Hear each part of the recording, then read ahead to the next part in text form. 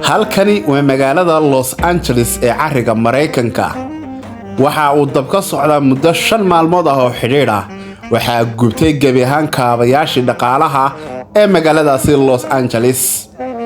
hadday noqoto meelihii dhaqaalaha Yuhuudda laga siin jiray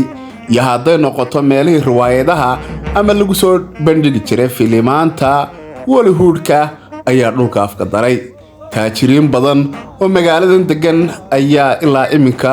oohin qabsan la ilmada Los Angeles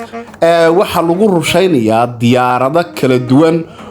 qaar damdamis loogu talagalay kuwa dagaal loogu talagalay iyo kuwa rakaabka ee waaweyn ayaa halkan Los Angeles ka socota muddo ka badan 120 saacadood ayaa rushayntan ku socotaa dhinaca dhulkana muddo ka badan 120 saacadood oo xiriir ah ayaa wada Ilaahay waxa kaga socda dab aan la damin karayn oo kolba ka hilaacaya meel aan ahayn meeshii hore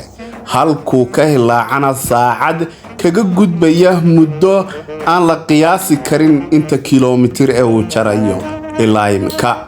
diyaaradahani waa ay daaleen balse waxay ka bedelayaan ayaa haba yaraatay jirin tani waa awoodda Ilaahay mana aha mid ay baajin karaan ilaa Ilaahay uu markaasi ka jaro mooyaane markii lagala quustay in lagu damiyo biyaha oo dhinac walba lagaga rusheeyay balse isbedeliman waayay hadda waxa loo isticmaalayaa curiyayaal kala duwan oo ka hortaga dabka sidaad ka aragtid diyaaradaha